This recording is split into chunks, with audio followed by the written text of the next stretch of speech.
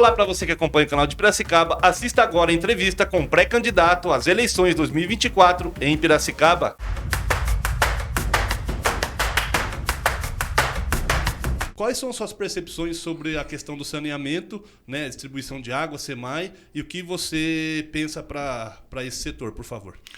Oira, eu acho assim, é notório, e todo mundo acho que está percebendo, não só em um bairro, mas diversos bairros de Piracicaba, que nós temos um problema com a falta de água. Não, de repente, constante, mas intermitente, e muitas vezes ou tem de manhã, não tem à tarde, ou tem à tarde, chega à noite, ou chega de madrugada, ou falta.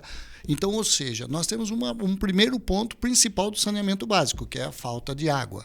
E na nossa concepção, e olhando o plano de saneamento da cidade de Piracicaba, que é uma lei municipal, né, que foi aprovado o plano de saneamento, e lá tem um capítulo dentro do plano de saneamento. É um capítulo que trata sobre plano de perdas. O que é isso? São as perdas gerais com águas que já foram tratadas. Então, para quem não tem assim uma visão muito próxima, muitas vezes o consumidor, e eu também sou consumidor, tá? O que acontece? 80% da água hoje que a gente capta, que Piracicaba faz a captação, vem do Corumbataí. 20% vem do Rio Piracicaba. Então tem um blend aproximadamente de 80 a 20 e ultrapassa por dia mais de 120 milhões de litros de água tratada por dia. Nesse capítulo plano de perdas, o que acontece, pessoal?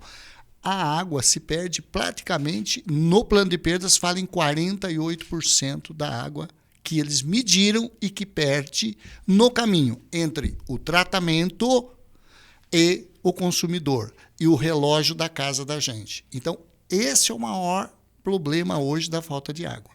Falta água no rio? Não falta água ainda no rio. Poderá faltar um dia, mas não falta hoje água. Quando é rio, é reserva hídrica, é reserva de água bruta. Então, uma represa no Rio Corumbataí e tal, é um projeto que tem que se pensar para o futuro. No caso, especificamente, de reserva hídrica, que é o quê?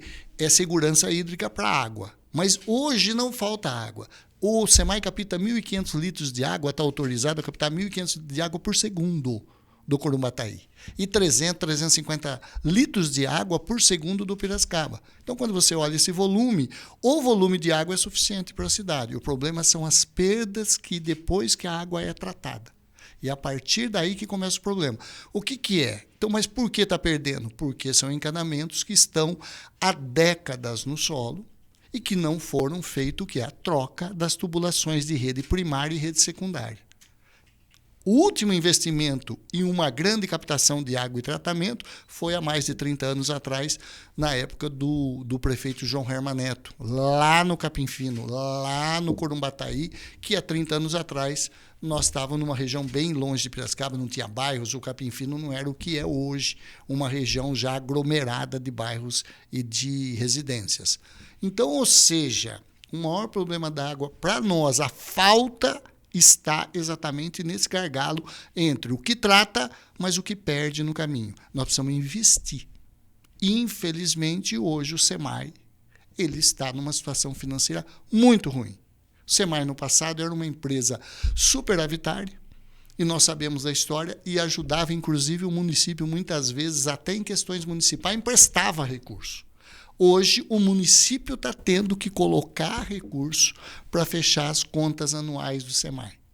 O município acaba pegando dinheiro que poderia ir para outras áreas, seja de infraestrutura, seja de educação, seja de saúde, seja de meio ambiente, enfim, entre 20 e 40 milhões. Isso está no orçamento de Piracicaba. Não é eu que estou dizendo, está no orçamento de 2023, já gastou quase 40 milhões para fazer o quê? Para poder cobrir o rombo deficitário do SEMAI. Por quê? Na nossa concepção, foi quando o SEMAI foi exatamente feita a concessão da Águas do Mirante para fazer a parte que ela ficou na PPP, que é o tratamento de esgoto. A partir daí, então, eu acho que o SEMAI perdeu a capacidade de investimento, porque a cada R$100 que você paga de água, lá na mesma conta você paga R$100 de esgoto. Então, esse recurso praticamente é destinado ao esgoto. E o SEMAI fica com R$100 da água. E aí ele tem que fazer os investimentos. E, infelizmente, não cobre. E, pelo contrário, está deficitário. Então, primeiro ponto, é buscar recurso para recuperar o SEMAI. O nosso compromisso é esse, buscar recurso, recuperar o SEMAI para que ele possa fazer o tratamento correto da água, disponibilizar a água, trocar as redes primárias e secundárias, que eu falo para você que dá mais de 150 a 200 quilômetros de rede primária e secundária que nós vamos ter que trocar da cidade. Para que a gente diminua as perdas, diminua isso para, 15%, 18%, abaixo de 15% seria o ideal. Aí nós já vamos ter rede sobrando de água na cidade. Não vai ter esses picos de falta de água, que só vai piorar se não houver os investimentos. E são grandes investimentos, que eu acho que vai ter que ser feito com recursos de onde? Projeto no governo do Estado, projetos no governo federal. Não tem outra solução. O SEMAI não tem todo o recurso para pôr, está deficitário. E a prefeitura não vai ter, em torno de 150, 200 milhões para fazer os investimentos que o SEMAI precisaria para recuperar a autarquia. O SEMAI tem condições de ser recuperado, precisa ser recuperado. Nós vamos trabalhar para a recuperação do SEMAI. E vamos ter que discutir essa PPP. Nós vamos ter que discutir com Águas do Mirante para que a gente possa fazer um equilíbrio justo desse trabalho, porque é um contrato de longo prazo, para que a gente possa ter o SEMAI trabalhando para produzir água para Piracicaba. É um compromisso, é um desafio, não é fácil, tá? Mas é possível fazer hoje e fazer de uma forma moderna, porque se você trocar toda essa rede e mexer com a malha urbana de Piracicaba, que já está ruim, nós vamos estourar toda a malha urbana. Então nós vamos ter que fazer isso com método não destrutivo, que é o MND, que é um método hoje não destrutível, que é mais ou menos, para quem não conhece, a forma que passa aí o gás encanado. Vamos falar que ele não faz a destruição superficial da camada de asfalto. Então, vamos ter que investir muito no SEMAI. O SEMAI é prioridade zero. Por quê? Porque sem água nenhuma cidade trabalha e Piracicaba é uma metrópole, não é nenhuma cidade hoje.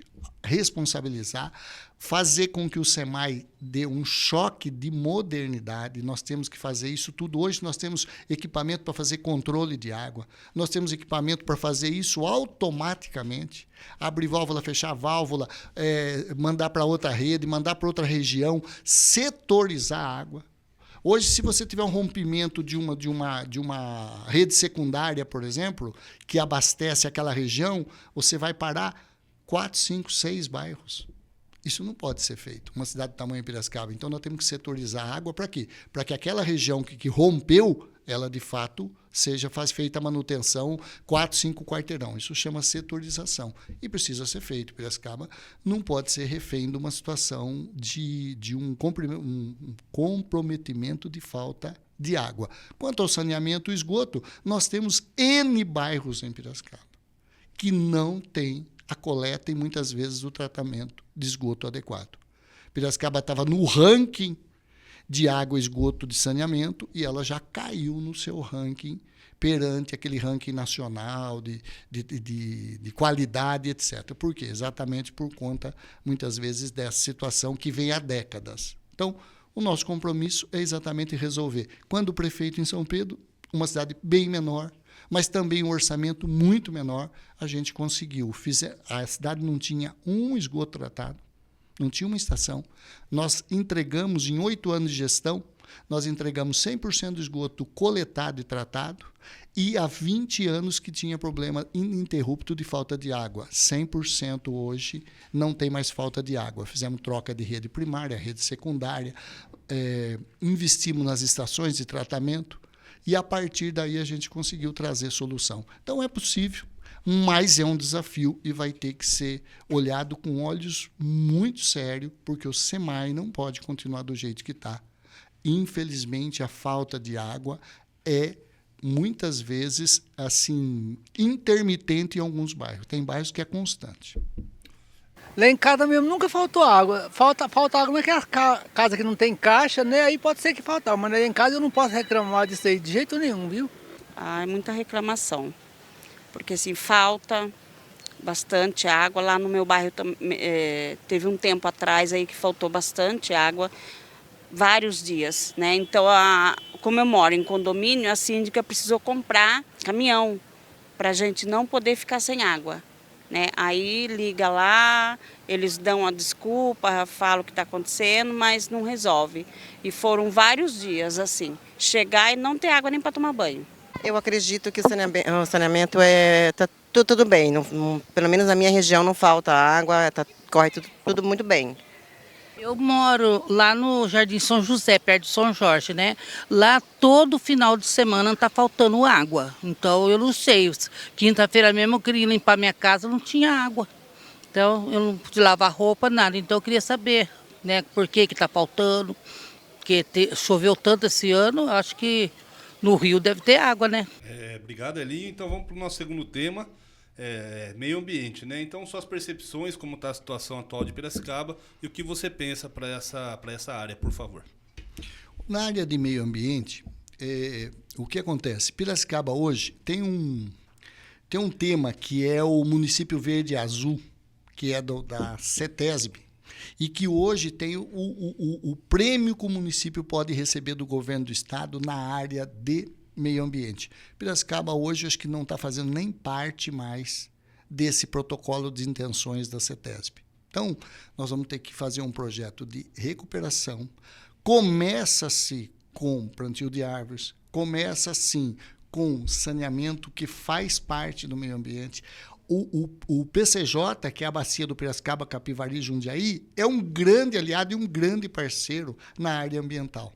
Por quê? Porque ele tem todo esse estudo feito. Nós estivemos lá no PCJ, conversamos com o pessoal, ele tem todos esses estudos de mananciais. E veja bem, como Piracicaba é região metropolitana, tem alguns assuntos que vai ter que ser tratado com municípios que ele faz divisa. Por exemplo, Corumbataí, ele não é de Piracicaba, e é o maior manancial nosso hoje. Então, nós temos que tomar esse cuidado do Corumbataí desde outros municípios.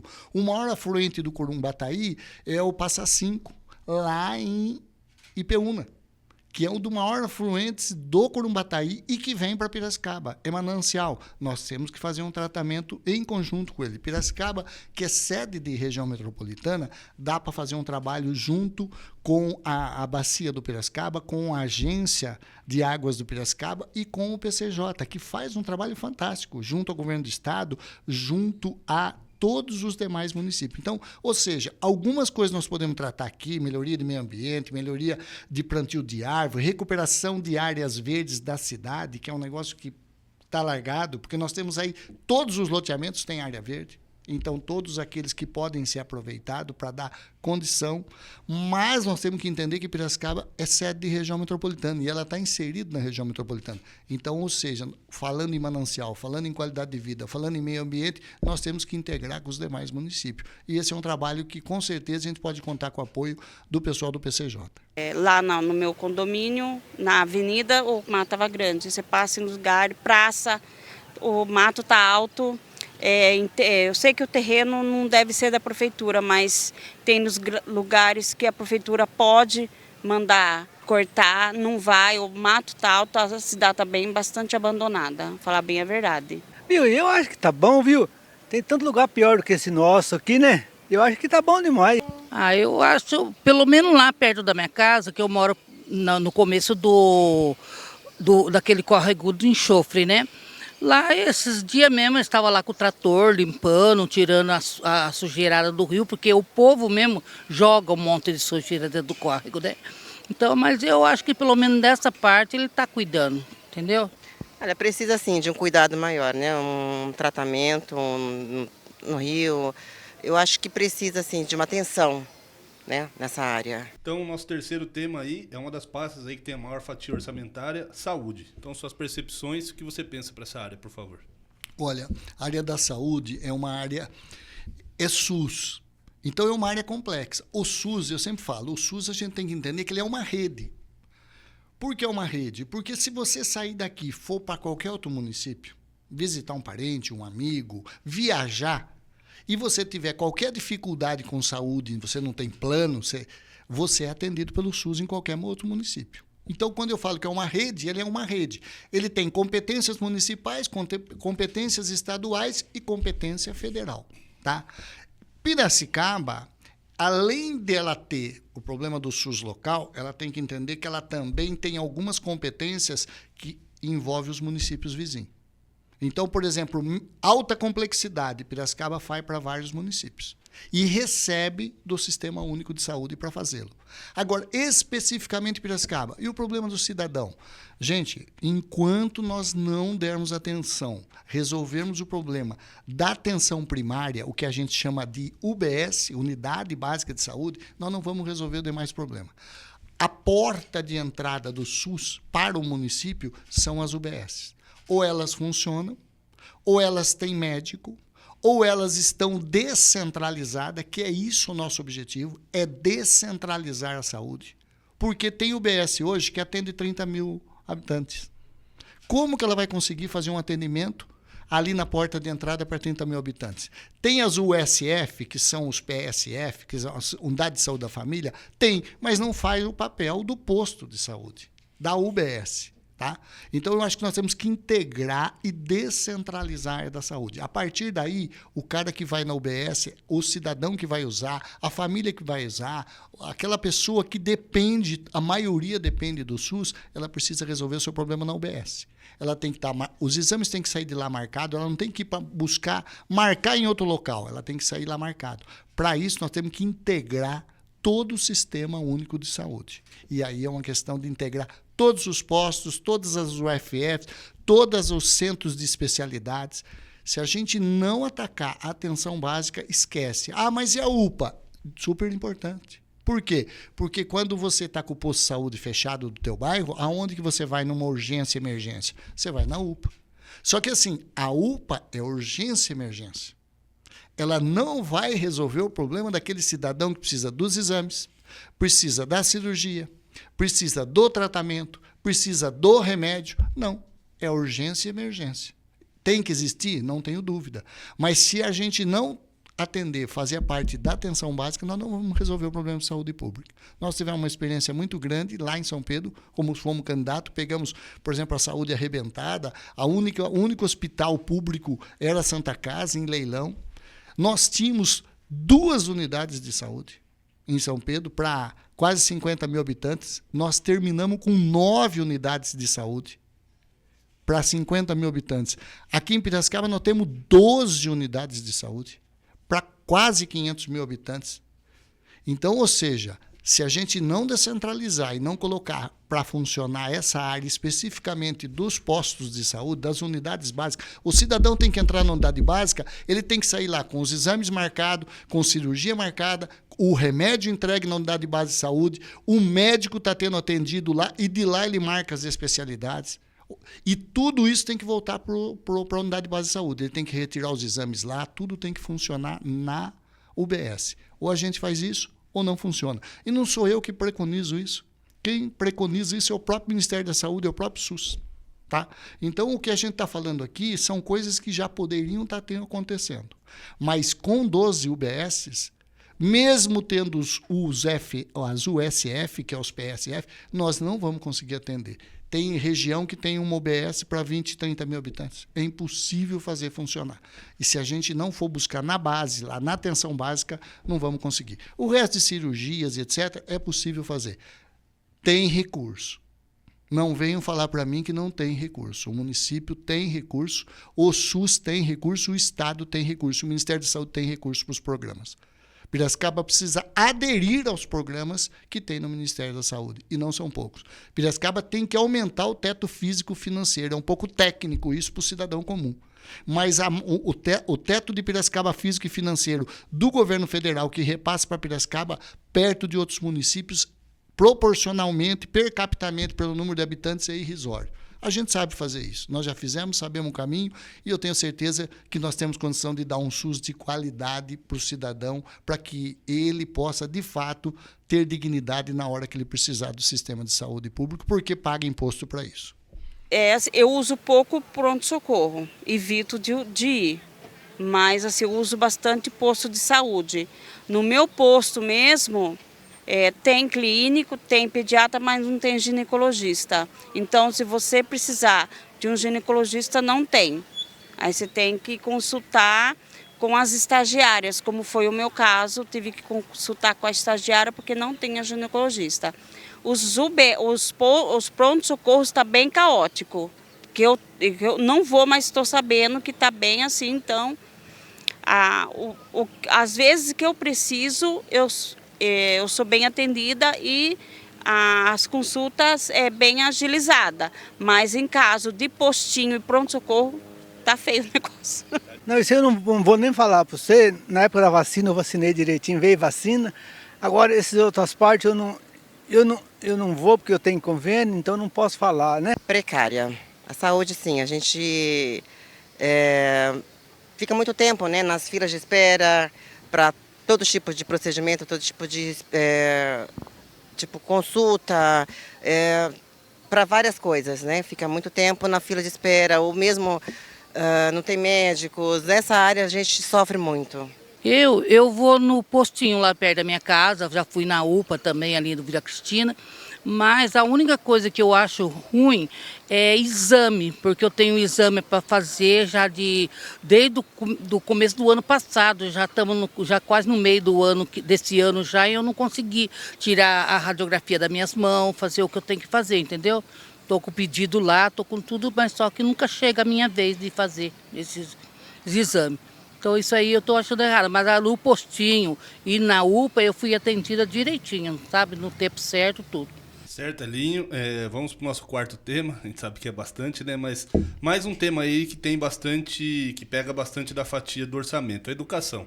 Então, aí o que você pensa, suas percepções e o que você propõe aí para essa área, por favor. Olha, a educação, eu sempre falo assim, a educação é um mergulho, né? A gente coloca o filho da gente, eu estudei em escola pública, meus filhos estudaram em escola pública, e é um mergulho. Você coloca ele lá e depois de 4 ou 8 anos que você vai, de fato, acompanhá-lo e saber, pô, valeu a pena, ó, que bacana, meu filho conseguiu, ele está, foi alfabetizado, foi aprendizado. Então, ou seja, a educação é um tema fundamental. Nenhum lugar do mundo conseguiu resolver os problemas de uma sociedade se não foi pela educação. Então, esse é um fator fundamental. A saúde é importante, as outras áreas são importantes, mas a educação ela tem que entender que é o futuro. Ou a gente está tratando desse nosso futuro, ou a gente vai ter problema lá na frente, principalmente. Nós temos um dos pontos principais de gargalo, falta de creche. Nós precisamos ampliar a vaga para creche, de tempo integral. Segundo, nós temos que fazer uma forma de fazer um rodízio, de fazer através de uma tabela, que dá para redistribuir horário, para quê? Para que as crianças que têm creche, que elas têm o tempo, uns têm só tempo parcial, precisa ter o tempo integral. E os que têm tempo integral, ela encerra antes do expediente das mães, antes do expediente do pai e da mãe que está trabalhando. Por exemplo, a creche para 4, 4h30. A pessoa que está trabalhando e precisa daquela creche, que hora que para? 5. Tem pessoas que para 6. Como é que vai fazer? Tem que pedir para alguém buscar a criança, tem que pedir para levar para casa, ou alguém da família cuidar, até. Então, nós vamos estender esse horário da creche. Isso é uma questão só de fazer um relocamento de pessoal.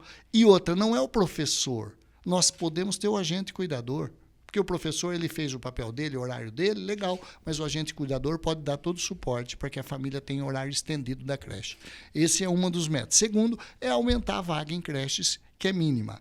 Terceiro ponto, é claro, da infraestrutura para as escolas, verificar o que precisa nas escolas, que às vezes tem necessidade de reparos pequenos, reparos grandes, manutenção, enfim, trazer condição para quê? Para que infraestrutura básica, para que o professor, o diretor, o coordenador, o dirigente, ele possa ter essa infraestrutura. Terceiro ponto, importantíssimo, muita gente fala, mas não faz. Tá? Por que eu falo não faz? Piracicaba é uma cidade que é sede de região metropolitana, tem quase 500 mil de habitantes. Nós temos mais de 30 mil alunos na rede municipal e até hoje o professor não tem um plano de magistério de carreira aprovado. Nenhum que passou até agora, como prefeito, câmaras municipais, até hoje, infelizmente, não aprovaram o plano de carreira, que é obrigatório, que é lei, desde a criação do Fundef, né? Que não era nem Fundeb, era ensino fundamental, depois passou para o Fundeb, que é o básico, junto com o fundamental, e Piracicaba não tem um plano de carreira, que faz o quê? Que motive o professor, que valorize de verdade ele, que dê uma visão para ele, que vale a pena ele ficar ali cuidando das nossas crianças, dando condição e dando perspectiva para eles. Infelizmente não temos. Pode ter certeza que nós vamos trabalhar.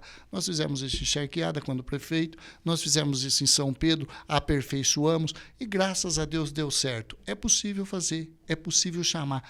Gente, metade do recurso, praticamente, da educação é o quê? É com o professor. O professor tem direito a 70% da aplicação da educação para pagamento de folha, de incentivos, enfim. Nós precisamos olhar esse lado. E nós temos que dar essa segurança. Infelizmente, hoje na rede, está faltando mais de 400 profissionais na educação, professor em sala de aula. E não estou dizendo, não estou criticando aqui se é essa gestão, se é outra gestão, não é questão de crítica, é questão de constatar. E por que não vai? Porque não tem professor, está desmotivado. E nós precisamos fazer gestão de pessoas. Porque o professor é comprometido. Se ele entender o que ele quer, como quer, e você pôr para ele e falar, nós precisamos trabalhar dessa forma, ele com certeza vai aderir. Porque ele faz aquilo com amor, porque ele está lá cuidando das crianças, é vocação. Agora, precisa conversar. Sem conversa com a rede, fica difícil a gente fazer um pacto para que Piracicaba possa cada vez mais melhorar a qualidade do nosso ensino. Não estou dizendo que está ruim, não estou dizendo que não serve, mas nós podemos avançar muito mais. Olha, a educação eu acredito que está bem, né? Razoável, né? Eu tenho neto na escola e eu acredito que sim, os professores eles tentam fazer um bom trabalho. Eu acho que é boa, eu vejo sempre na frente da minha casa, as mulheres todo dia levam as crianças, tá? Porque tá bom, senão não levava as crianças lá na escola, né? Eu acho que deve estar bom, viu? Olha, moço, eu não tenho mais criança na escola, meu filho já é adulto. Então eu não sei como que está a situação nas creches ou nas escolas. Então isso não tem como eu falar, porque eu não tenho ninguém assim. Tem minha sobrinha, ela estuda período integral, mas assim, participar, saber o que está acontecendo, não sei, essa eu não vou poder te responder. Então, eu tenho as minhas bisnetas, né, que estão na escola, né, elas estudam no Enedina. Meu filho também trabalha lá, que ele é funcionário da prefeitura. Eu também já fui funcionária, hoje eu sou aposentada, mas eu também fui funcionária da prefeitura. Eu sempre achei muito bom, pelo menos a educação aqui em Piracicaba está sendo muito boa, porque minhas bisnetas, nossa, elas são super inteligentes, sabe já ler, com 7 anos a minha neta já sabe ler. A minha outra bisneta que está no 4º ano também, com 9 anos, também já sabe ler, fazer texto, sabe? Então eu acho que pelo menos a educação está boa. Certo, Eli, então chegamos na metade dos nossos temas aí, quase na metade do nosso tempo também. Cultura, né, Eli? Então a gente queria saber a sua percepção, o que você pensa para essa área aqui na cidade de Piracicaba, por favor. A cultura em Piracicaba, primeiro que já é de tradição de Piracicaba, né? Piracicaba é uma cidade que tem tradição cultural. Ela começa aí com orquestras, que há décadas, né? Nós temos uma orquestra que vai fazer 100 anos aqui em Piracicaba, logo mais, entendeu? E nós temos diversos equipamentos urbanos culturais. Nós precisamos cuidar, nós precisamos tratar. O Engenho Central é um equipamento turístico cultural, o teatro nosso, Lúcio Neto, é um equipamento turístico cultural, mas nós temos outros equipamentos que têm que ser melhorados e trabalhados. A cultura aqui em Piracicaba ela é ampla, ela não fica numa gama, porque a cultura precisa atender toda a gama de trabalho. Nós temos pessoas que fazem a cultura através do quê? Da música, da dança, do teatro. Nós temos a parte cultural que ela acaba tendo um envolvimento parcial, a cultura com o esporte. Parece que não, mas tem a cultura que trabalha a área esportiva, que tem que estar junto. Nós temos que integrar a cultura. A cultura não pode ser uma secretaria que não integra com as demais secretarias. Por quê? Porque ela pode prestar serviço, inclusive nas escolas, junto numa conversa junto com a parte dos professores para fazer a parte cultural. Existe toda uma integração. Então, cultura, quando você fala em cultura, a gente tem que trabalhar todos os nichos. Mas, especificamente, nós temos que trabalhar para que ela se integre com as demais secretarias. Se ela se isola, infelizmente, o orçamento da cultura, se você olhar o orçamento, é um orçamento que não é tão grande. Se ela não interagir com as demais secretarias, que ela pode transmitir trabalho, certo? E, principal, trabalhar com as oficinas culturais. Piracicaba precisa retomar as oficinas culturais. E aí nós temos o pessoal da música, por exemplo, da área, da área caipira. Está aí, muitas vezes, com condição de fazer a apresentação. Nós temos que trazer na cultura os artistas locais. Nós temos uma gama de artistas enormes que a gente pode trazer para dentro do município, fazer parceria, inclusive com o OSC, com outras entidades culturais que elas vão trazer. Tem recurso também, o governo do estado pode fazer parte, tem os planos cultural, o governo federal também tem a área da cultura e a recuperação dos patrimônios culturais. Por exemplo, Brasília tem o Parque da Cultura. Piracicaba poderia estar inserindo lá. Não quero dizer que não está, porque eu não tenho esse conhecimento. Mas se não inseriu, se for, a gente tem que correr atrás desse recurso. Se não inseriu projetos, é uma pena, porque nós temos os projetos de PAC que vai na área cultural, desde recuperação de equipamentos urbanos que podem fazer a área da cultura. Olha, eu sempre falo assim, tudo é importante, mas a cultura precisa estar presente no cidadão. Mas ela tem que atingir todas as camadas sociais. É isso que a gente vai trabalhar e vai fazer. Porque São Pedro, por exemplo, nós temos o Gustavo Teixeira, que é o nosso poeta, que tem livros escritos da Academia Brasileira de Letras, fez parte, tá? Tem um museu. E nós fizemos as oficinas culturais, porque por ser uma cidade turística, ela tem uma gama enorme de investimentos na área turística, mas que a gente puxa a cultura para dentro. Funcionou, vai dar certo, por que não em Piracicaba, que tem muito mais história e cultura de décadas de Piracicaba, de séculos de cultura, que a gente tem que resgatar e trabalhar isso junto. Olha, cultura também eu acho que precisa muito reforçar nessa área, né? A gente precisa, assim, de ter vários eventos, né, nesse sentido. No meu bairro não tem nada, né, referente. E também não desconheço mesmo assim, algum lugar que tenha, né, um incentivo nessa área. Acho que falta um pouco, viu? Nessa parte aí, eu acho que está faltando um pouco o pessoal ver mais essa parte aí, né? Então, da cultura eu não sei também, porque eu não participo. Então, também não fico sabendo. Às vezes, assim, no teatro, alguma coisa assim, mas eu esse eu também estou fora, não sei. Então, para falar a verdade, eu nunca vou quase nesses eventos culturais, mas eu acho que tem bastante coisa, porque pelo que a gente vê pela televisão, anunciando, filme, um monte de coisa, eu acho que pelo menos nessa parte, as minhas netas vão, né, eu tenho neta, tenho neto, eles vão, passeiam, eu acho que pelo menos nessa parte eles não reclamam que está ruim ou não. Então chegamos ao nosso sexto tema, economia, geração de emprego, enfim, sua visão e o que você pensa da área, por favor. Eu acho o seguinte, um orçamento ele tem que ser um orçamento equilibrado. Ele tem que ser um orçamento que a gente tem que priorizar as necessidades dele. Piracicaba, por exemplo, em 2024, agora a Câmara Municipal aprovou o orçamento para 24, no final de 23, de 3 bilhões e quase 30 milhões de reais previsto para 2024. Então vai falar que Piracicaba não tem orçamento? Tem. Se nós fizermos per capitamente o orçamento de Piracicaba, ele é maior que o orçamento de São Pedro per capita, ou seja, por pessoa. São Pedro tem quase 50 mil habitantes, tem em torno de 200 milhões de orçamento, aproximadamente, um pouco mais, um pouco menos. Se você olhar Piracicaba e multiplicar que São Pedro é 10 vezes menor, teoricamente, que Piracicaba, você teria um orçamento de Piracicaba para comparar com São Pedro que seria de 2 bi. Tá? Piracicaba tem 3 bi. Então, ou seja, nós temos orçamento, o orçamento é robusto, o que nós precisamos é priorizar gasto. Segundo, nós temos que saber gastar o dinheiro público. Não é guardar, porque isso não é fazer gestão pública. Quando você fala assim, o cara economizou, mas economizou cortando. Porque se ele não fez o papel que o município tem que fazer, que é cuidar de saúde, educação, infraestrutura, a parte rural, a parte feiras, enfim, todos os equipamentos do município, se ele não cuidou e cortou, ele não fez gestão, ele fez corte.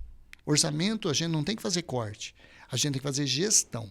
E é possível fazer gestão com o orçamento de Piracicaba. Piracicaba tem um orçamento robusto. Agora, nós precisamos melhorar o gasto com o orçamento. E isso vai ter que fazer, com certeza, uma reforma administrativa, para que a gente possa trazer tecnologia, choque de gestão, para que a gente possa fazer gestão pública do orçamento com eficiência e qualidade.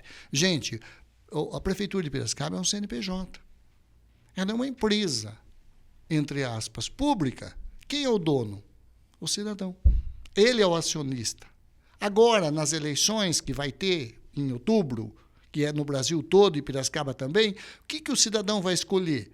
Ele vai escolher o gerente dessa empresa por 4 anos. E por que, por ser pública, ela tem que ser o quê? Ineficiente? Burocrática? Ela não trazer a política de resultado? Nós fomos eleitos, graças a Deus, nós fomos eleitos com premiados pelo índice Firjan, que é um índice nacional e particular, não tem nada a ver com o público, 3 vezes considerado em gestão fiscal a melhor gestão do país, e concorremos com todos os municípios, inclusive com Piracicaba, ou com qualquer outro município. 3 vezes considerado a melhor gestão do país, 18, 19 e 20. E numa época ruim, numa época até que pegamos parte do início de uma pandemia. Então é possível fazer gestão fiscal, é fácil, mas nós precisamos priorizar e saber como gastar o orçamento público. Porque assim, qual a diferença que tem lá de uma cidade pequena para uma cidade que nem Piracicaba, que é grande? Nenhuma no aspecto orçamentário. Por quê? Porque aqui tem que gastar 25% para a educação. Quanto tem que gastar em São Pedro? 25%. E em Saltinho, que é a nossa querida Saltinho aqui do lado, que é uma cidade bem menor que São Pedro e que Piracicaba, 25%. A capital, quanto tem que gastar com 20 vezes maior que Piracicaba, no caso do orçamento para a educação? No mínimo 25%. Então, não é o problema de gasto, é o problema da forma de gastar. Certo? Você tem que ter gestão sobre os gastos. Por quê? Porque o orçamento é engessado. Você tem um mínimo de educação, um mínimo de saúde, um máximo de folha de pagamento. Então, qual a diferença no município de 1 milhão para um município de 10 milhões, para um município de 2 milhões, de 5 mil habitantes? É a forma, a metodologia de fazer gestão pública. Nós tivemos 5 mandatos, em todas a gente conseguiu fazer uma gestão pública eficiente que trouxesse resultado para quem? Para quem paga imposto, para o cidadão. A prefeitura não pode ser ineficiente. Ela tem que transformar os gastos públicos, os investimentos em bens sociais. A hora que ela conseguir fazer isso, ela faz gestão. É possível fazer. Piracicaba tem orçamento e dá para multiplicar esse orçamento. Dá para trazer recurso. Por quê? Porque Piracicaba tem um problema. Infelizmente, se você olhar quanto recurso o governo do estado coloca aqui, de investimento, de melhoria, de custeio, de manutenção, muitas vezes em programas, aqui em Piracicaba, infelizmente, são muito pequenos. Inclusive do governo federal e do governo estadual. Enquanto que Piracicaba ela é a 13ª economia do estado de São Paulo em PIB, 4ª exportadora. Então, ou seja, a gente contribui muito com o governo do estado, muito com o governo federal.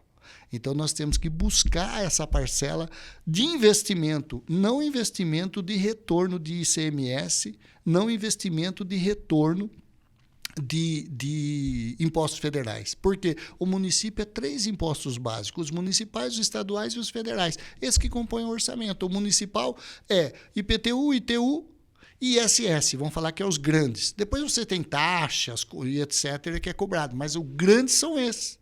O outro é ICMS do Estado, é o que você produz, o que o governo do Estado retribui de volta. E o governo federal é IR, impostos federais, que parte vem para, que chama FPM, que é o Fundo de Participação dos Municípios. Então, ou seja, essa é a regra básica para todo mundo. O que nós temos que buscar? Projetos que tragam recursos estruturantes para Piracicaba. Eu acho que esse é o grande desafio. É a gente não governar, olhar só para o umbigo, só para o orçamento municipal.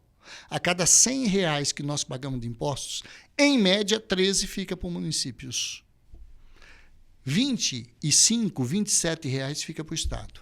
A diferença fica com o governo federal. Ou seja, aonde está o maior recurso? Está no governo do Estado e no governo federal. Como é que nós podemos ficar aleijado, Piracicaba, de buscar recursos e de fazer projetos, inclusive a fundo perdido, não é financiamento? Então, é possível, sim, fazer gestão pública. E é possível melhorar esses índices, trazendo mais recurso e investimento para Piracicaba. Para mim tá meio pesado a conta de luz, tá meio pesado para mim também o imposto, né? Porque o imposto eu tenho só um terreno e meu imposto veio quase R$ 1.000 de imposto. Eu acho que é muita coisa para quem é aposentado e ganha salário mínimo, né? Então é duro também. Não, eu não posso reclamar, viu? Eu não posso reclamar, porque se eu estou pagando é porque para mim tá bom, né? Não é verdade? Agora tem muita gente que fala que não tem serviço, mas ele nunca estudou, não estuda e quer arrumar um serviço bom. Então não é assim. Olha, isso aí é bem difícil, né, para falar, porque assim, falta mesmo muito, não há muitas vagas. Eu acredito que assim, falta muito mesmo os empregos e eu acho que tem que dar uma atenção maior nessa área. Claro, com certeza está muito alto tudo, né? O IPTU, assim, em geral, está muito caro mesmo. Então, acho que se tivesse uma melhora, né, a população, e assim, eu acho que ia ser melhor para todos, né? Porque a gente está, assim, também sofre nessa área. Então, sobre o IPTU, ele cobra, mas se a gente for cobrar dele, ele não ajuda, ele não faz para melhoria para a cidade. A gente paga, só que a gente não tem o retorno, você entendeu? Então, o que eu tenho para falar é isso, do IPTU, que é assim, a gente faz o nosso papel de cidadã, mas esse prefeito não está retribuindo para a gente o que a gente merece aproveitar da cidade. Então, o nosso 7º tema está em voga aí nos momentos que a gente está fazendo essa gravação, segurança pública aqui em Piracicaba. O que você pensa aí para essa área e sua percepção do atual momento, por favor? Olha, eu acho assim, a segurança pública, ela é não só exclusiva, mas é mais de competência do governo do Estado. Onde você tem a PM, que faz a parte de ostensiva, de prevenir, você tem a parte da civil, que faz a parte de investigativa, e tem a polícia científica e etc., que muita gente não fala da polícia científica, mas é do governo do Estado. O município tem a Guarda Municipal, que, por sinal, faz um excelente trabalho. Nós temos mais de 300 guardas municipais, guardas homens, mulheres, tá? Que são guardas municipais. A guarda ela tem que sempre estar investindo. Porque o papel dela é fazer e auxiliar na segurança pública do município. E o que nós temos que fazer? Além de dar infraestrutura para a guarda, nós temos que treinar, capacitar, certo? E tem um detalhe muito importante disso, nós temos que usar as fontes de tecnologia que hoje a segurança pública nos proporciona. Então, por exemplo, um básico, um dos investimentos, por exemplo, monitoramento por câmeras com software de inteligência. Cidades do porte de Piracicaba, como Sorocaba, como Jundiaí, como Rio Preto, São José do Rio Preto, você vai olhar, são exemplos de cidades que usaram a tecnologia através de monitoramento. Dispensa o cidadão? Não dispensa o guarda. Pelo contrário, capacita o guarda. Precisa ter. Mas dá ferramentas para que a gente possa trazer segurança e também buscar segurança através de monitoramento, através de software inteligente. Você quer um exemplo simples? Acho que Piracicaba, pelo que nós conseguimos levantar no diagnóstico que fizemos aqui, eu acho que ela não tem mais de 130 câmaras, pelo que nós vimos. Se colocou alguma a mais ou vai colocar, eu não sei, não posso dizer. Mas posso dizer o que tem hoje, 130 câmaras que estariam monitorando online a cidade. Nós fizemos o sistema VoIP em São Pedro, que é voz, dados e imagem com câmera de monitoramento. Com software inteligente que pega a placa, manda para o Copom, faz a checagem. Com software de inteligência artificial de imagem de rosto, né, que está implantando no atual governo. Mas em São Pedro, para ter uma noção, uma cidade de 50 mil habitantes, nós temos... Quando eu saí, tinha 564 câmeras de monitoramento em toda a cidade. Então, você veja bem, aqui nós temos menos que 200 para 500 mil habitantes. Lá nós tivemos 564, eu acho que agora é mais, que para 50 mil habitantes. Então, você veja o nível de segurança, 24 horas monitorado, 30 dias, todas as imagens gravadas à disposição, e isso gera uma sensação de segurança. Por que a gente fez isso lá? Porque é uma instância turística. O turista não quer vir aonde ele se sente inseguro. Mas não é por isso, por exemplo, que a nossa cidade, Piracicaba, que tem potencial turístico e que tem o cidadão, ele não possa ter essa condição de sentir essa sensação de segurança. Isso tudo integrado. Lá a Polícia Militar utiliza, a Polícia Civil utiliza, o próprio Judiciário pedia para a gente informações quando era o caso investigativo. Então, ou seja, você serve as demais polícias e facilita tudo isso. Lógico que nós vamos ter um olhar sempre especial para a guarda, que presta um serviço honroso aqui em Piracicaba, principalmente para os nossos guardas municipais, seja homens, seja mulheres, que faz o papel de ajudar e contribui muito com a segurança pública. Não, para mim sempre foi bom. Eu não tenho queixa da Guarda Municipal, nem dos militares também. Eu acho que, pelo menos, eles tratam bem. Eu nunca tive problema com essa parte. Olha, a insegurança aqui também é péssima, né? A gente não tem segurança nenhuma, né? O pessoal anda pela rua com medo. Com medo. Medo de ser furtado. Então o pessoal sempre está escondendo o celular, está sempre com medo mesmo. Então isso aí é bem precário também. Não ando. À noite evito de sair, principalmente sozinha, porque há uns anos atrás eu sofri um assalto, né? Que levaram o meu celular, então eu fiquei meia arisca. Então, se eu ando com a bolsa do lado, aqui na frente, segurando, porque eu tenho medo de sofrer de novo outro assalto. Então, à noite eu evito de sair e principalmente sozinha. Eu acho que a guarda faz. Pelo menos no meu bairro lá, passa, porque moro numa avenida, eu vejo passar ali direto, passa de noite, de dia. Nunca vi acontecer nada lá no meu bairro, nunca vi assalto, nunca vi meus vizinhos, nunca reclamou que roubaram a casa dele, então tá bom, né? Legal, Elinho. Próximo tema, a gente sabe que é bastante aqui, mas vamos entrar para a área social. Então, o que você tem percebido aí da cidade nesse contexto e o que você também aí propõe como pré-candidato, por favor. Olha, a área social de Piracicaba, a Secretaria de Ação Social, além dela ter o papel fundamental de vulnerabilidade, ela tem um papel que ela perpassa com as demais secretarias. Por exemplo, nós temos problema de morador de rua? Temos. Então, nós temos que ter uma conversa com eles. Nós temos problema de toda a vulnerabilidade social, por exemplo, áreas de risco, está em vulnerabilidade social, área, por exemplo, de invasão, onde tem loteamentos irregulares, seja áreas de favela, seja áreas de comunidade, seja áreas que seja de particular ou próprias áreas públicas que foram invadidas, mas o que entra? O social tem que entrar nessas áreas, tem que conversar com a comunidade, tem que ver as necessidades dele e, através do social, você vai ter que regularizar essas áreas. Então, o papel do social é fundamental, porque, na realidade, ela não é só atividade fim, ela é atividade meio. Porque, por exemplo, ela pode trabalhar junto com a Secretaria de Obra para regularização fundiária dessas áreas. Ela pode trabalhar junto com a saúde quando tem temas que envolvem a saúde. Por quê? Porque a área social precisa ter penetração em todas as secretarias. Por exemplo, você vai fazer um papel social numa comunidade de vulnerabilidade, você vai envolver a saúde, não tem um jeito. Você vai envolver a educação, porque a escola é a creche, é o apoio para as crianças. Então, você vai ter que trabalhar permeando. A área social é fundamental.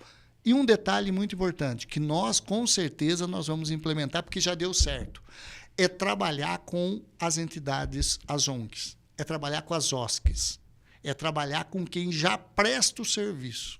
E presta com maestria aqui em Piracicaba. Nós temos diversas entidades.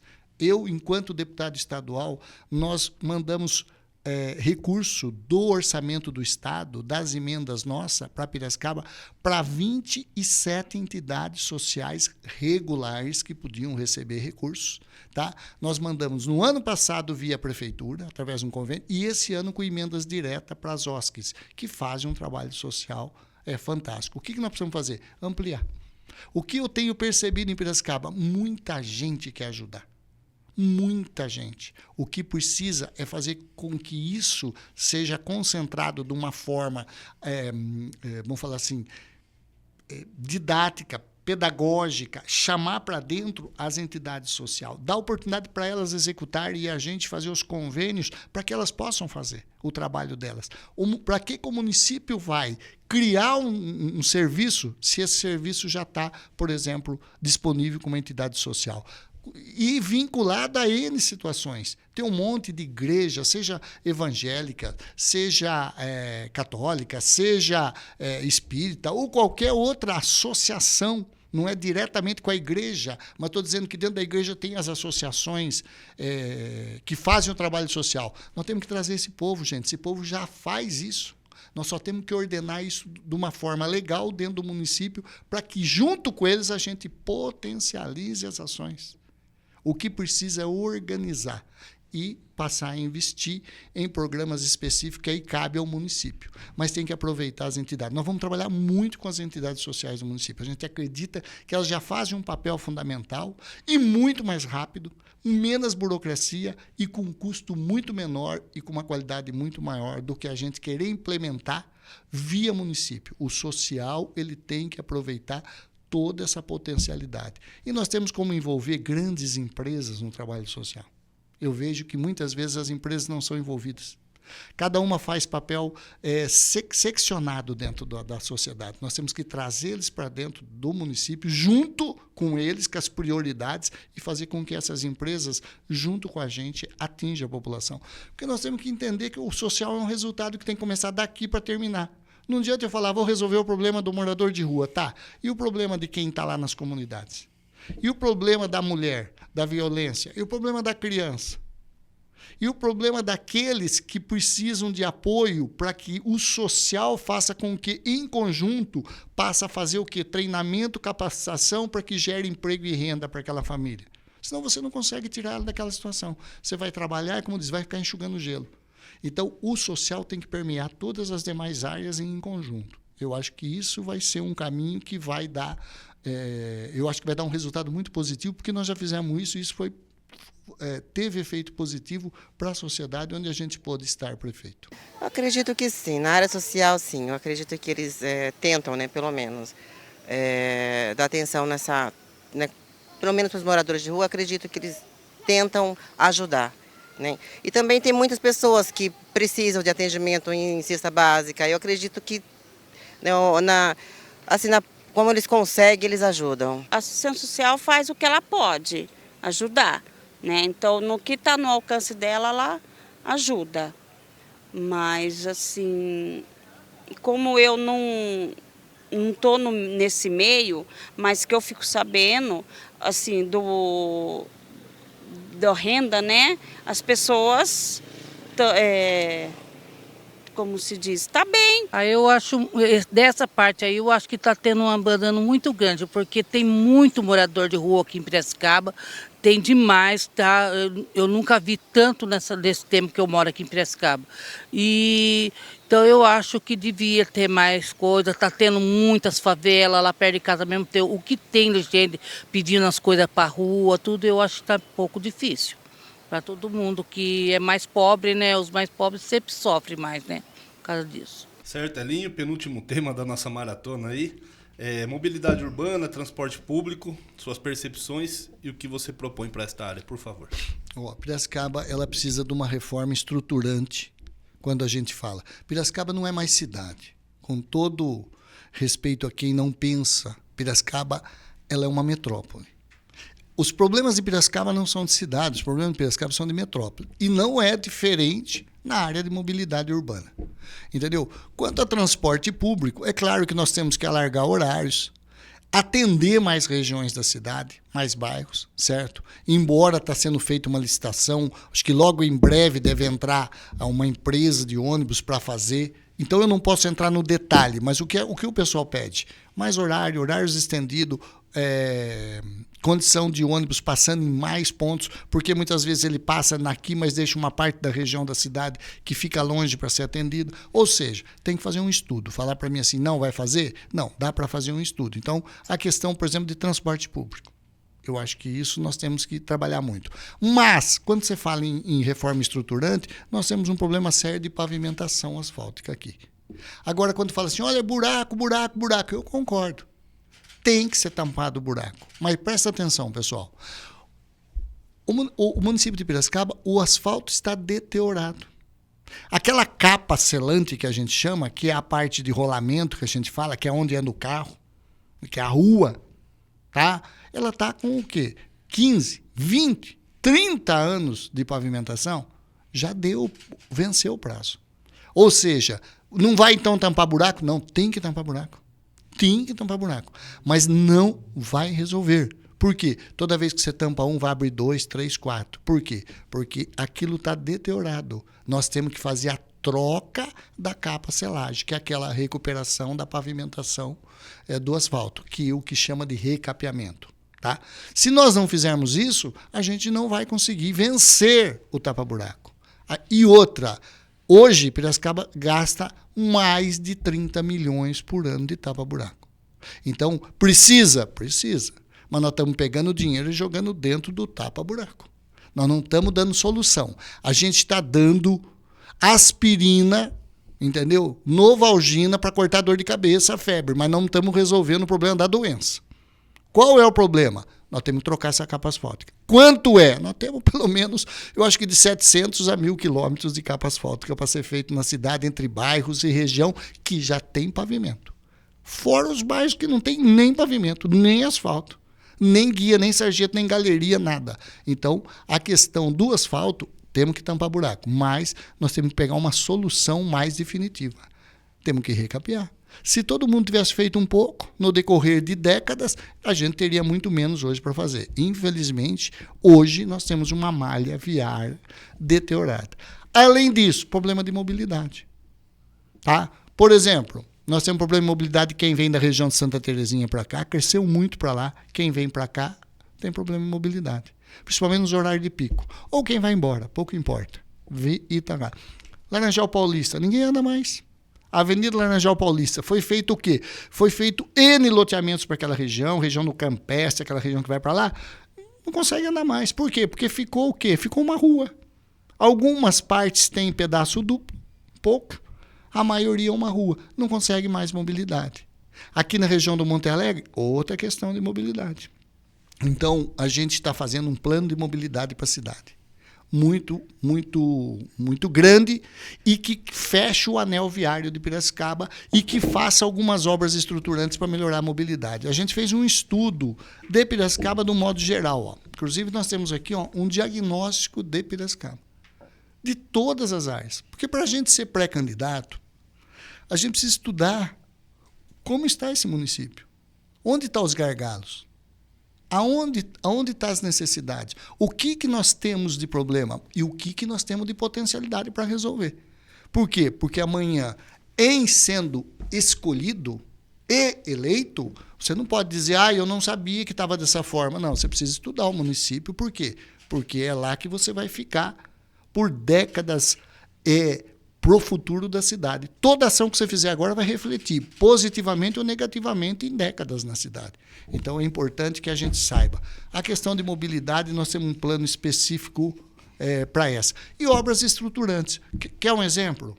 Em 1957, foi lá no prefeito Guidotti que foi feita a canalização do córrego Itapeva, que é o que passa, para muita gente jovem até não sabe, mas é o que passa assim na Avenida Armando Salles de Oliveira.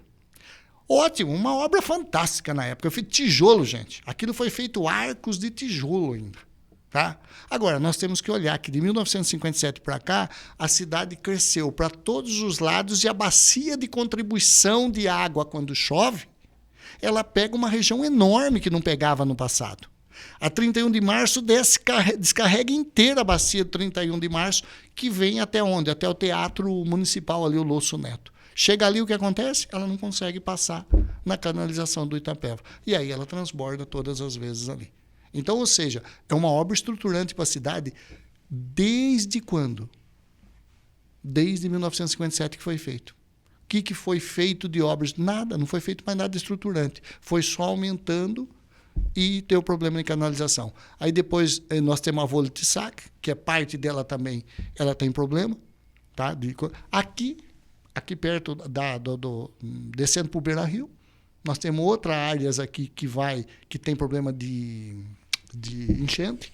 O córrego do enxofre, nós temos problema também, certo? Então, ou seja, tem grandes obras estruturantes na cidade. que a gente reclama quando chove demais, aí a gente vê os problemas. Depois some, o pessoal esquece, aquela coisa toda. Mas o cara que está naquela região, que está com comércio, que está ali, ele sabe quanto ele sofre. Então são obras estruturantes para resolver. Elinho, mas como é que vai para resolver aquilo? Não tem outra forma. Pelo menos nos estudos que a gente fez e aonde a gente conseguiu informação, tem que fazer um piscinão. Ali no caso da 31 de março, que desce no Itapeva, que entra ali no Teatro Municipal, não tem outra forma. Vai ter que fazer um piscinão enorme ali e depois fazer com que a água desça com um certo fluxo. Senão você vai ter que arrebentar tudo que já foi feito para cá. É praticamente impossível. É claro que é um estudo técnico, gente. A gente não está dizendo hoje, é isso. Mas a gente sabe dos problemas, sabe onde estão os gargalos, mas quantas décadas e décadas e décadas que nós estamos nessa situação. Então, Piracicaba não é mais uma cidade. Piracicaba é uma metrópole. Ela tem problema de metrópole. Nós temos que ter arrojado. Eu sempre falo assim, Piracicaba, gente, tem tudo para ir para frente. É uma cidade acolhedora, é uma cidade que tem PIB, é uma cidade que tem orçamento. Mas a gente precisa fazer uma gestão pública de dignidade para trazer resultado para a população. Não dá mais para brincar de fazer gestão pública. Gestão pública é coisa séria. E a gente tem que ter essa coragem, esse desafio para poder buscar esse recurso, não só de Piracicaba, muitas vezes, porque só o orçamento você não vai conseguir. Tá? E são soluções estruturantes para Piracicaba, que mudam o norte de Piracicaba. Esses anéis viários que nós estamos falando em fazer, completar esse anel viário, parte do anel viário é da Eixo, que parou aqui no Capim Fino, que é aí a Piracicaba-Rio Claro, certo? E a Eixo vai fazer ele até a Piracicaba-São Pedro, na altura lá da CJ, tá? Do antigo Náutico Clube, que eles falavam, ou hoje onde vai ser a Clabin. Tá, esse anel a Eixo vai fazer, tá? Essa briga que nós também estamos lá como deputado, brigando para antecipar a obra. Que era para ser 2032, 2036, nós estamos tentando puxar para 2026, junto à Artesp. É um trabalho que a gente está fazendo para poder ajudar. Mas isso resolve parte dos anel. E a radial que passa lá pela região lá do Glebas, Califórnia, aquela região lá por cima que sai, enquanto a estrada que vai para Inhambi, depois pula a estrada de Anhumas, para a gente terminar o anel passando pela região do Campestre, que a gente vai sair aonde? Lá no trevo que vai de Piracicaba para Saltinho, lá no trevo do Ceasa. Nós temos que fazer mobilidade. Aqui no Monte Alegre, o antigo anel viário está abandonado. Nós temos que fazer o retorno e o entorno ali do anel viário que não dá acesso ao Monte Alegre. Então, são estudos que é possível fazer de mobilidade. A gente fez todo esse acompanhamento, tem tudo esse estudo aqui. Por quê? Porque a gente precisa entender como que está o município. Até para a gente, além de propor, ter condições depois de executá-lo. Então, para mim, eu pego ônibus, né? Como eu não pago ônibus, então eu sempre saio de ônibus. E para mim está sendo bom, porque na minha casa tem cada 40 minutos, tem ônibus, sabe? Não falta. E dessa parte eu acho que está bom. E o trânsito também na cidade. Agora eu não estou dirigindo mais, né? Porque eu já fiz 70 anos, eu falei, não vou renovar mais minha carta. Mas eu acho que está bom. Para mim está bom. Tá bom. Eu não posso de ônibus, porque eu também não uso, eu não sou de carro, né? Não posso falar. Eu sou um cara assim, se eu não uso, se eu não coisa, eu não gosto de falar. Se eu não uso uma coisa, então eu não falo mal daquilo lá. Então eu sou assim, eu sou de carro, não sei. Rapaz. Não, o trânsito está caótico, né? Ainda mais horário de pico. Teve essa reforma que ele fez lá, deixou a gente bastante estressado, porque a gente queria chegar em casa. Esse calor dentro desse ônibus, porque esse calor estava fervendo. Os ônibus também estão precisando dar uma melhoria, né? Eu trabalho na parte do Campestre hoje, assim, de segunda e quinta eu vou para o Campestre, onde lá é calamidade. Por exemplo, ele vai para a terra, só que o 1160 você sai com a roupa toda suja de terra, tanto de manhã quanto na parte da tarde, porque tudo bem, ele vai para a terra, só que você paga a passagem e não é pouco. Para você sair de manhã para ir trabalhar, a hora que você levanta do banco, a sua roupa está tudo suja. Se você for com uma branca, então, filha, você sai de lá preto, sabe? Aquela parte lá está bem caótica, porque o horário é de 1 em 1 hora que ele corre, então, assim, eu acho que deveria aumentar os horários para aquele lado lá, e de final de semana não tem ônibus, se for trabalhar para lá, não tem ônibus, o Campestre não roda, só roda o Costa Rica, ainda assim, Quando ele dá a volta lá no Costa Rica primeiro, para depois ele ir lá para o Campestre. Então, lá é bem caótico. Onde eu moro está tranquilo, mas para aquele lado lá é bem estressante. Também muito ruim, viu? O transporte público a gente sofre, né? Eu uso muito e é bem complicado para, né, utilizar o transporte público. Precisa tipo, colocar mais linhas, né? Certo, ali, então chegamos no nosso último tema aí, temos cerca de 9 minutos aí. Queria que você falasse sobre zeladoria, né? Então você já adiantou um pouco, falou sobre tapa-buraco e tal, mas o resto das questões da zeladoria que você pode colocar a sua percepção e o que você propõe, por gentileza. O problema de zeladoria, gente, é simples. Pelo amor de Deus. Não, porque esse prefeito ele carpe mais mato que o outro, ele limpa mais calçada que o outro, ele arruma mais buraco que o outro. Ô, gente, pelo amor de Deus, isso aí é obrigação. Isso não é nem questão de ser esse ou aquele. Isso está dentro do obrigatório de qualquer prefeitura. É o básico. É a limpeza, é a poda de árvore, é a limpeza de áreas públicas, é a manutenção dos equipamentos urbanos públicos, parques, praças, enfim. Tapa-buraco, que é uma pena, porque a cidade está em dificuldade. Isso é obrigado. Zeladoria pública é o mínimo. Nós não temos que falar assim, olha, eu vou ser o prefeito, que a gente vai carpinar, deixar em ordem, vai limpar a cidade. Isso é obrigação. Isso é o mínimo. Isso aí não tem como não fazê-lo. Porque é um dos compromissos, como saúde, como educação, como tudo. Não tem. Certo? É a tua casa. Você não limpa a casa, não varre, não... Então é o mínimo que nós temos que fazer. Agora, o que nós vamos propor? Que isso, nós sabemos que Piracicaba é uma metrópole. Qual é o caminho? Nós vamos fazer subprefeituras. Nós vamos fazer a descentralização dos serviços, principalmente especial de zeladoria, manutenção, limpezas e etc. Isso é possível fazer. Por quê? Piracicaba é grande, gente. Não estamos falando mais de uma cidade que está em volta do centro aqui, mais nada. Pelo contrário. Tem regiões hoje que ela é uma Piracicaba à parte. Tem comércios de bairro, tem tudo funciona lá. Então nós temos que fazer por região, fazer a descentralização e fazer as subprefeituras. E aí sim, você monta as equipes de subprefeitura e trabalha isso dentro da condição de fazer. Porque o cidadão, ele vai lá, bate lá, procura, está ali, e a subprefeitura está de frente com o cidadão.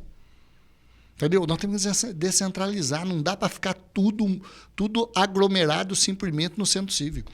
Tudo que decide por lá, um requerimento para fazer uma limpeza de rua, um requerimento para trocar uma guia quebrada, um requerimento para arrumar um parque daquela região. Então, isso aí impossível. Esse é um compromisso e isso vai estar no nosso plano de governo para que a gente possa trabalhar com a descentralização. Nós vamos fazer na área da saúde, que nós falamos das UBS, mas de uma forma geral, zeladoria, manutenção e etc., tem que fazer a descentralização através de subprefeituras. Isso não aumenta gasto, porque você tem uma equipe lá do lado do bairro, olha o socorro que você tem, a rapidez, e o cidadão tem acesso rápido para resolver, do que vir aqui no centro cívico para protocolar, para descobrir, para levar uma equipe para deslocar a 10 quilômetros do centro, muitas vezes. Nós temos um bairro a 10, 15 quilômetros do centro. Como é que a gente vai fazer isso? Isso não é, pelo contrário, não aumenta custo, gente. Pelo contrário, reduz custo. Sabe? Uma empresa hoje é toda departamentalizada. O que precisa é que as secretarias se entendam. Tá? Obras têm que se entender com saúde, com educação e vice-versa, com social, com meio ambiente. Nós não podemos ter secretarias que organograma ela está na vertical. Mas na horizontal ela não consegue se entrosar. Porque uma integra com a outra. Não pode ser uma ilha. Piracicaba é uma ilha. A secretaria tal não fala com a secretaria tal. Isso não existe. Você trata Piracicaba como se fosse ilhas de secretaria. Não, esse não é da minha área, é da área do fulano. Não, gente, é da área de Piracicaba. Tem que entender que todos estão trabalhando por uma única causa, o município, o cidadão. E é isso que a gente pretende fazer. Mal, porque onde você vai tem buraco. E não é um, não, é vários. E não são pequenos, né? Então, assim, o que ele fez lá, ele poderia... Eu acho que nesses 4 anos que ele está na prefeitura, ele poderia ter cuidado mais da cidade, né? Agora que está chegando o final, que ele quer cuidar, complicado, né? Então eu acho que ele devia... Eu fui no Santa Rosa esses dias, tem uma rua lá que não tinha como você passar. Se você desviasse aqui, você caía no buraco, entendeu? E buraco grande, não é buraco pequeno, não. Lá no meu bairro estão cortando. Lá tem um tratorzinho lá e um pessoal com as máquinas. Barulhento pra caramba, mas estão cortando. Tá bom. Eu vou falar pelo meu bairro. Precisa de uma atenção maior, sim. Lá é muito cheio de matos e inclusive vem, né, bichos, né? A gente morre de medo de escorpião, que já apareceu no bairro que a minha filha mora, que é, né, também é bem complicado nessa área. Muito mato mesmo. Então precisa de uma atenção maior. Eu acho que dessa parte aí, por causa da chuvarada, tudo teve muito mato alto na rua, lá perto de casa mesmo, a descida, lá tem muitas árvore caindo para a calçada, tem tudo, sabe, dessa parte aí. Eu também acho que precisava deles olhar um pouquinho mais para esse lado. Porque as pessoas também jogam sofá, jogam cama, as coisas que não prestam, joga tudo na rua. Então fica lá na calçada, né? Eu acho que também eles deviam de olhar mais para essa parte da cidade. Certo, deputado. A gente agradece a sua participação. Encerrado nossos temas. Como a gente concede a todos os pré-candidatos que vêm aqui ao nosso estúdio, você tem 1 minuto para fazer suas considerações finais e agradeço você novamente pela presença e responder nossas perguntas. Nós que agradecemos a oportunidade aqui no canal de Piracicaba, agradecemos o tempo e a paciência de cada um de vocês que está nos vendo, ouvindo. E o que eu quero dizer acima de tudo isso e principalmente sobre tudo isso, nós vamos colocar no nosso plano de governo. Se nós estivermos lá, a população entender que é importante dar um voto de confiança lá na eleição, e a gente tiver eleito, nós vamos colocar uma coisa que é de suma importância para tudo isso que nós falamos acontecer, que é o quê? Planejamento estratégico de desenvolvimento econômico e social. Piracicaba não tem uma agenda de desenvolvimento. Até teve no passado, até fala que tem hoje, mas ela não foi discutida e trabalhada com toda a população, com todos os segmentos sociais. Quando eu falo todos, é todos. Todos, seja empresarial, seja comercial, seja dentro da área da educação, seja da área da saúde, seja a OAB, seja todas as entidades sociais, inclusive representação das nossas comunidades, seja igreja, não importa. Tudo e qualquer movimento nós vamos estar chamando para uma agenda que a gente chama Agenda Estratégica de Desenvolvimento Econômico e Social. Piracicaba é uma metrópole, tem problemas de metrópole. Tem que ser falado com o povo e tem que ser feita essa agenda. Essa agenda vai tratar de temas macros, eixos, e vai ser discutido com a sociedade, sem custo. Podemos ter grandes técnicos trabalhando por detrás disso, que isso sim o município tem que dar o suporte. Mas é ouvir a sociedade e trazer as demandas. Criar uma agenda. Criar uma agenda não usa dinheiro, gente. Criar uma agenda você faz o quê? Curto, médio e longo prazo. Ações que você faz. O que vai fazer para esses 4 anos? O que vai fazer daqui 8? O que vai fazer daqui 12 anos? Quais são as nossas potencialidades? Quais são as nossas limitações como município? Aonde nós estamos e aonde nós queremos chegar? Eu acho que esse é o maior desafio. É uma agenda pensando em Piracicaba, por exemplo, 2025, 2045. Aí nós vamos ter um norte. Feito isso, a gente aprova a agenda com a sociedade. Feito isso, a gente leva isso para que a Câmara também possa discutir e transformar num projeto-lei. E aí sim, nós temos uma agenda, que é uma lei, que ela tem não um plano de governo, que a cada 4 anos muda. Nós não sabemos quem vai estar agora e não sabemos quem vai estar na próxima. Mas a gente vai ter um plano de Estado feito por quem? Por cidadãos piracicabanos. Eu acho que isso é um legado que a gente vai colocar no plano de governo e nós vamos trabalhar para que isso possa acontecer, se Deus quiser. Quero agradecer a oportunidade do canal de Piracicaba e a cada um de vocês por estar aqui com a gente. Fico à disposição para aqueles que quiserem fazer contato com a gente. Nós temos todo aqui, nós estamos à disposição. O nosso e-mail institucional é @elinhozanata. Quem puder, entra, tem as redes sociais, pode fazer contato e a gente está à disposição para conversar com a sociedade de Piracicaba. Obrigado, Elinho. Esse foi o deputado estadual e pré-candidato a prefeito de Piracicaba, Elinho Zanata, do PSD. Acompanhe nossos próximos vídeos.